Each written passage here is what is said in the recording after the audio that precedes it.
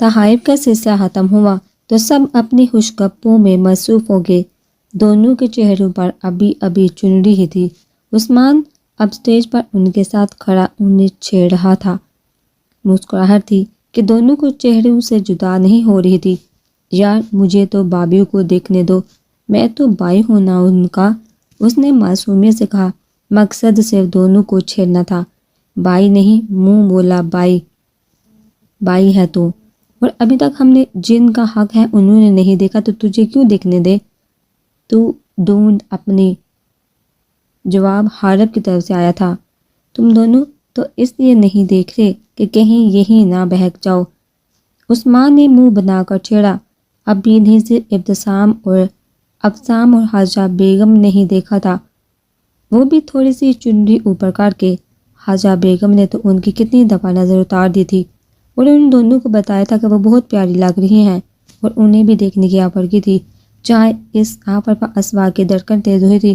اس کی نظر کو یاد کر کے وہیں عرش تو خوش ہوئی تھی، کم از کم یہ اضافی دوپٹہ تو ہٹے گا سر سے۔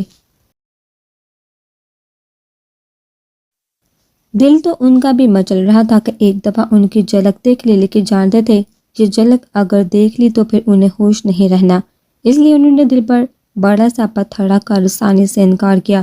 ہاں تو احتیاط لازمی ہے نا، اور جہاں ایسا ویسا کچھ کر کے تیرا ارمان تو نہیں جگا سکتا نا۔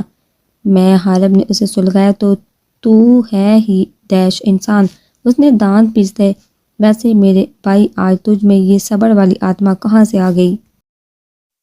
تو اور صبر ناٹ ایٹ آل، مجھے تو یہ تھا جس طرح تم نے کل ملنے کا جو گاٹ لگایا تھا آج بھی اسی طرح کچھ پلان کیا ہوگا، لیکن حیرت ہے تیرے صبر پر۔ عثمان نے حیرانی سے کہا۔ مت پوچھ یار کس صبر سے کھڑا ہوں، اگر آج کے دن باپ کی عزت کا خیال نہ ہوتا تو میں کب کا سب لوگوں اور رسموں کو بار میں جو کا اسے لے اڑتا۔ اس نے ٹھنڈی سانس پڑی، اس کی آواز اتنی اونچی تھی کہ اسوا تک پہنچتی، یا پھر وہ اسے ہی سنانا چاہتا تھا۔ اسوا کے گال دہکنے لگے، اس کی سوچ پر دونوں بھائی ہی لوفر ہیں، عرش نے سوچا۔ عثمان اسی طرح انہیں تنگ کر رہا تھا زبانی جملوں سے۔ حارب مسکرا دیتا جبکہ حارب اسے سلگا دیتا۔ ایکسکیوز می، ٹیک اے سائڈ، عثمان کے کانوں سے نسوانی آواز ٹکرائی۔ اس نے مڑ کر دیکھا تو پنک کلر کی شرٹ اور ٹراؤزر میں ہم رنگ دوپٹہ گلے میں ڈالے، ہیل پہنے، بالوں کو کھلا چھوٹے لڑکی سے مخاطب تھی۔ عثمان کے دل نے اعتراف کیا کہ وہ سچ میں ایک پری ہے۔ بھائی بہرے ہیں آپ کیا؟ اس نے اس کے گھورنے پر لطیف سا طنز کیا۔ نہیں تو، اس کے یوں طنز کرنے پر وہ گڑبڑایا۔ تو پھر سائڈ پر ہوں، اس نے ہاتھ سے سائڈ ہونے کا اشارہ کیا۔ آپ کون لیڈی؟ اس نے تعارف پوچھا۔ میں دلہن کی فرینڈ ہوں، اس نے اس کھمبے کو راستے سے ہٹتے نہ دے کر دور سا تعارف دیا۔ او آئی سی، بائی دا وے میں کزن ہوں دلہے کا، اس نے اپنا تعارف کروایا۔ ویسے ہم پھر رشتہ دار ہوئے صحیح کہا نا؟ عثمان نے اس کے چہرے کو دیکھتے کہا۔ Mister don't do flirt, she is mine lady. پیچھے سے آہل نے نمل کے کندھے کے گرد ہاتھ رکھ کر سرد لہجے میں اسے باور کروایا۔ عثمان کا منہ دیکھنے والا تھا۔ اب تو سائڈ پر ہو جائیے۔ عثمان بنا کچھ کہے سائڈ پر ہو گیا، البتہ دل ٹوٹ سا گیا۔ یہ کون تھے اس کے پیچھے کھڑے؟ عارب نے حارب سے پوچھا۔ عرش کے دوست ہیں اور آہل، اور اس کے ساتھ نمل ہے۔ تو یہ ہے وہ آہل؟ ہاں، اس سے تو 100 گنا ہینڈسم ہوں میں۔ جیلسی کا کیڑا بیدار ہوا۔ یار دل پر نہ لے، تیرے لیے بہت۔ حارب نے اس کے کندھے پر ہاتھ رکھ کے اسے بظاہر حوصلہ دیا، جبکہ آنکھوں اور لہجے میں صاف شرارت واضح تھی۔ موڑو تم، اور میں تو بس ایسے ہی جان پہچان بڑھا رہا تھا۔ تو میں نے کب کچھ کہا؟ اور کہا، حارب نے کہہ کر لگایا۔ عثمان نے سٹیج سے ہی اتر گیا۔ عارب اور حارب اپنی جگہوں پر بیٹھ گئے۔ کیسی ہو؟ نمل نے اس کے گلے لگتے پوچھا۔ کیسی ہو سکتی ہوں؟ اس تھان میں، اس نے ڈریس کی طرف اشارہ کیا۔ او کامل یار، شادی پر تو چلتا ہے نا؟ نمل نے اسے ہلکا بھلکا کرنا چاہا۔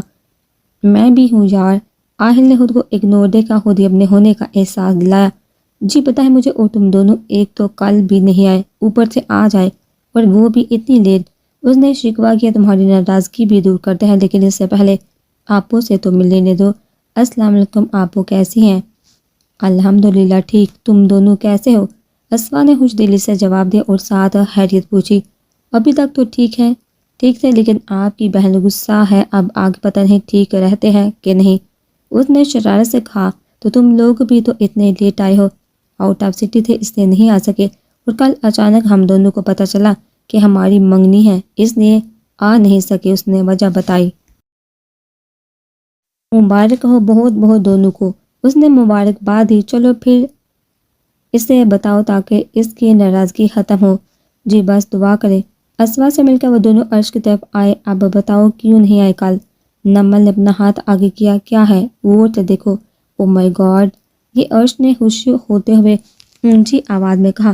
گلا مت پھاڑو، ساتھ بیٹھے۔ عارف نے اسے اس کی اونچی آواز کا احساس دلایا۔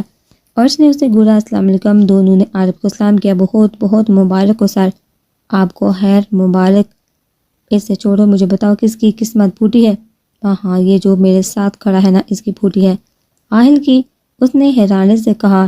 آہل نے دانت نکالے۔ ہاں، اور حیران مت ہو، یہ جناب پتہ نہیں کب سے مجھ پر نظر لگائے بیٹھے ہوئے تھے۔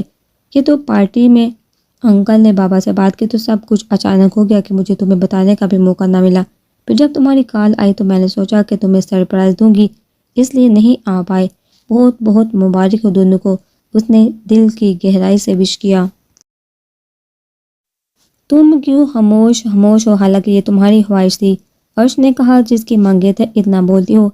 اس بیچارے کو چپ ہی رہنا چاہیے، کیونکہ اگر دونوں بولنے لگے تو پاگل ہونے کے چانسز زیادہ ہو جاتے ہیں، اس نے مظلومیت طاری کرتے کہا۔ تم تو بچو، اب بچہ مجھ سے، نمل نے اسے وارن کیا۔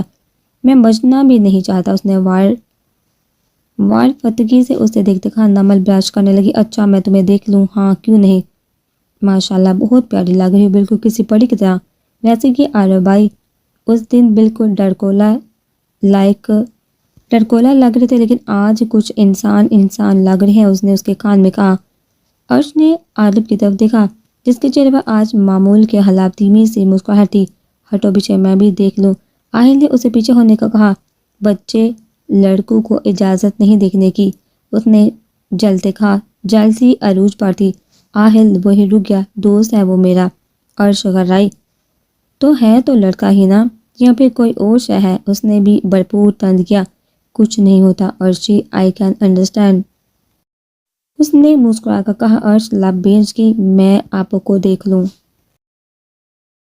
شور، لیکن صرف گڑیا تم دیکھنا، کیونکہ میں نے تو صرف زبان سے منع کیا ہے، لیکن اس کے والا مارے گا پہلے، بعد میں کرے گا۔ اس لیے اپنے لہجے کا احساس ہوا تو اس نے مسکرا کر تلخی کا اثر ظاہر کرنا چاہا۔ ہاں پوزیسونیس، کیا ضرورت ہے اسے منع کرنے کی؟ دوست ہے وہ میرا، روز مجھے دیکھتا ہے، اگر آج دیکھ لیتا تو کون سی قیامت آ جاتی، اس نے غصے سے کہا۔ وہ کیا سوچتا ہوگا کہ اس کا شوہر کتنا بیکورڈ ہے، اسے اپنی انسلٹ لگی۔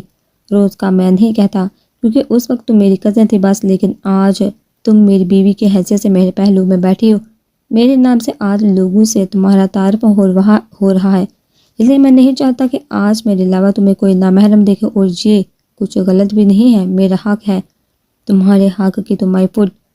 تو کیا ساری عمر میں ایسے ہی گھونگھٹ اوڑھ کر بیٹھی رہوں، سزا کے طور پر کہ میں تمہاری بیوی ہوں؟ اس لیے ساری عمر نہیں، بس آج کا کہا ہے، اور ہمارا رشتہ سزا نہیں بلکہ نعمت ہے ہمارے لیے، شاید تم نہیں جانتے نکاح سنت ہے، اس لیے کچھ بھی فضول بول کر اس کی بے حرمتی مت کرو۔ حاجہ بیگم کو اپنی طرف آتے دیکھا اس نے بات سمیٹی۔ آپ تو چاند کا ٹکڑا لگ رہی ہیں، ماشاءاللہ۔ شکریہ، ویسے سنا ہے آپ کافی پوزیسو ہیں اپو کے لیے، آہل نے براہ راست عارف سے کہا۔ کیا تم نہیں ہو؟ اس نے سوال کے بدلے سوال کیا۔ بس فرض یہ ہے کہ میں شاید زیادہ ہوں، عارف نے کہا۔ ہاں صحیح ہے، برو ہونا بھی چاہیے، آہل نے ہنس کر کہا۔ عارف بیٹا، ریفریشمنٹ کھل گیا ہے، میں یہاں بھی لگواتی ہوں، لیکن اس سے پہلے اگر تم لوگوں نے کوئی فوٹو شوٹ وغیرہ کروانا ہے تو کروا لو۔ نہیں آنٹی، یہاں تو ایسا کوئی پلان نہیں ہے، لیکن گھر ہے، آپ ریفریشمنٹ لگوا دیں بس۔ ٹھیک ہے، مرزا خاندان نے تو لوگوں کو حیران کر دیا تھا، اتنی ڈشز، چائنی، انڈین، پاکستانی، جاپنیز، کتنی ہی ڈشز تھی جو سجا دی گئی تھی۔ مشروب میں ہر قسم کا مشروب تھا سوائے شراب کے، ان کے آگے بھی ہر ڈش سجا دی گئی تھی۔ اب مسئلہ یہ تھا کہ چنوری کے اندر سے کھانا ان کے لیے مشکل تھا۔ حارب کب اسوا کو پریشان دیکھ سکتا تھا، اس لیے اس نے اس کی پریشانی خود پڑھ لیتے اسے اپنے ہاتھوں سے کھلانا شروع کیا تھا۔ اسوا نے منع بھی کیا، لیکن وہ حارب ہی کیا جو دل کے علاوہ کسی اور کی سن لے۔ سو اسوا کی بھی نہیں چلی تھی۔ عرش نے تو کھانے سے ہی انکار کر دیا تھا، لیکن عارب نے ساتھی سے کہا تو 4 نوالے اس نے زہر مار کر کھائے اور ہاتھ روک لیے۔ کھانے سے فارغ ہوگا عارب نے ویٹر کو اشارہ کیا تو وہ چیزیں سپرنے لگا۔ گھر کے سب لوگ اب ان کے پاس کھڑے تھے اور ان چاروں کے کچھ دوست، اسوا، عرش، تم دونوں کی کوئی دوست آئی ہے کیا دودھ پلائی کی رسم کرنی ہے؟ جی آنٹی میں ہوں نا، دوست نمل نے جوش سے آگے آتے کہا۔ یہ لو پھر بیٹا رسم کرو۔ انہوں نے پھول اور موتیوں سے سجے دودھ کے 2 گلاس اسے تھمائے۔ اسوا سے پہلے ہی انہوں نے کسی دوست کا پوچھ لیا تھا، جس پر اسوا نے انہیں نمل کا بتایا تھا اور کہا تھا کہ وہ رسم کرے گی۔ چلیے عارب بھائی اور حارب بھائی، چلیے یہ دودھ پیے۔ اس نے دودھ کے گلاس آگے کرتے کہا، ہم کوئی بچے ہیں جو دودھ پئیں گے؟ حارب نے منہ بنایا، ہاں ہاں ہاں، نہیں بیٹا یہ رسم ہوتی ہے، یہ بلا کیسی رسم ہوئی؟ جو بھی ہے حارب بھائی، یہ دودھ تو آپ دونوں کو پینا ہی پڑے گا۔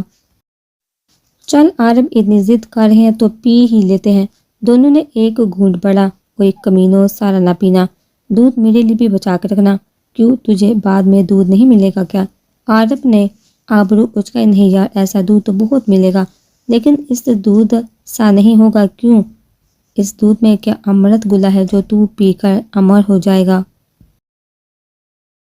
عمر سے بھی اوپر سنبھلے، میں نے سنا ہے کہ دلہے کا جھوٹا پینے سے شادی جلدی ہو جاتی ہے، مجھے بھی کرنی ہے شادی۔ اس کی دہائی پر سب نے کہہ کر لگایا، پھر تو یہ سارا پی لے، تجھے اشد ضرورت ہے۔ عارب نے اپنا گلاس آگے کیا، لب جو کمینے۔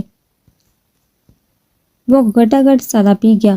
اس کی جلد بازی پر کہہ کے گونجے، یہ بھی لے لے ایک گھونٹ، اور بڑھ کر حارب نے بھی اسے دیا۔ اوئے نہ پینا، یہ نہ ہو زیادہ پینے سے، یہ نہ ہو کہ زیادہ پینے سے شادی جلدی کے چکر میں ہو ہی نہ۔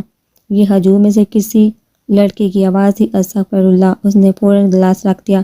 ہاں ہاں ہاں، اب کے عارب اور حارب نے کہہ کر لگایا، چلیے جی دودھ تو پی لیا، اب اس کے پیسے دے۔